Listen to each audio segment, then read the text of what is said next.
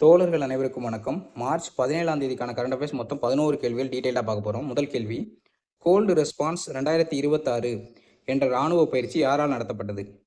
Answer பார்த்தீங்கன்னா நாட்டோங்கிற அமைப்பால் நடத்தப்பட்டது. வடக்கு அட்லாண்டிக் ஒப்பந்த அமைப்பு தான் இந்த நாட்டோ. ஆர்டிக் இராணுவ பயிற்சி நடத்தப்பட்டுள்ளது. இது 2 ஆண்டுகளுக்கு ஒரு முறை நார்வேயில் நடத்தப்படும். இதன் நோக்கம் என்னன்னு பார்த்தீங்கன்னா, ஆர்டிக் பகுதிகளில் உள்ள கூட்டணி நாடுகளின் படைகளுக்கு இடையிலான ஒருங்கிணைப்பை மேம்படுத்துவது தான் இதனுடைய நோக்கம். இந்திய ராணுவம் சாகர் பந்த் திட்டத்தின் கீழ் எந்த நாட்டில் பாலம் அமைக்கும் திட்டத்தை தொடங்கியுள்ளது? ஆன்சர் இலங்கையில். கொழும்பு மற்றும் புத்தளம் இடையிலான போக்குவரத்தை மேம்படுத்தும் நோக்கத்துடன் உருவாக்கப்படுகிறது. 2026 சர்வதேச ரயில் பெட்டி கண்காட்சி எங்கு தொடங்கப்பட்டதுன்னா சென்னையில் தொடங்கப்பட்டுள்ளது. 2026ஆம் ஆண்டுக்கான international rail coach exhibition Chennai Perambur ICF அதாவது இன்டெகிரல் கோச் ஃபேக்டரியில் தொடங்கப்பட்டுள்ளது. இது ரயில்வே தொழில்நுட்ப முன்னேற்றங்களை வெளிப்படுத்தும் நிகழ்வு.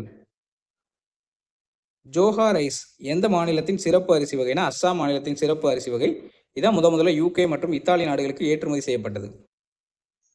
தமிழ்நாட்டில் மொத்த வாக்காளர்கள் எண்ணிக்கை எவ்வளோன்னு பார்த்தீங்கன்னா 5.67 கோடி 75,032 வாக்குச்சாவடிகள் அமைக்கப்பட்டுள்ளன. மாதிரி நடத்தை கோட்பாடு எந்த அரசியலமைப்பு சரத்துடன் தொடர்புடையது? சரத்து 324 உடன் தொடர்புடையது. இது என்னன்னா, தேர்தலில் அரசியல் கட்சிகள் பின்பற்ற வேண்டிய நடத்தை பற்றிய விதிகள் தான் இந்த மாதிரி நடத்தை கோட்பாடுகள் MCCங்கிறது. NMDC நிறுவனம் எந்த துறையுடன் தொடர்புடையது? ஆன்சர் இரும்பு தாது சுரங்கத்துடன் தொடர்புடையது. அப்படின்னா நேஷனல் மினரல் டெவலப்மெண்ட் கார்பரேஷன். இது எப்போ உருவாச்சு அப்படின்னா 1958 நிறுவப்பட்டது. சம்ரித் கிராம் டிஜிட்டல் சர்வீஸ் திட்டத்தின் நோக்கம் என்னன்னா, கிராமப்புற டிஜிட்டல் சேவைகளை வழங்குவதுதான் இதனுடைய நோக்கம். கல்வி, தொலை மருத்துவம், நிதி சேவைகள் போன்றவற்றை டிஜிட்டல் முறையில் வழங்கும் நோக்கத்துடன் தொடங்கப்பட்டது.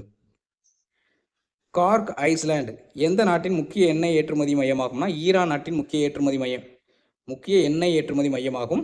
பாரசீக வளைகுடாவில் உள்ள ஹார்முஸ் நீரிணைக்கு அருகில் அமைந்துள்ளது. நாசாவின் டார்ட் திட்டம் எதை மாற்றியது? விண்களின் சுற்றுப்பாதையை மாற்றுவதுதான் இந்த டார்ட் திட்டம். National climate stock innovation challenge யாரால் தொடங்கப்பட்டதுன்னா வேர்ல்டு பேங்கால் தொடங்கப்பட்டது. இதனுடைய நோக்கம் என்னன்னா, இது காலநிலை அபாயங்களை முன்னறிவிக்க உதவும். சரிங்களா? காலநிலை தரவுகளை ஒருங்கிணைக்க தான் நேஷனல் பேங்க் இதை ஸ்டார்ட் பண்ணிச்சு. இது அபாயங்களை முன்னறிவிக்க உதவுகிறது. தேங்க்யூ.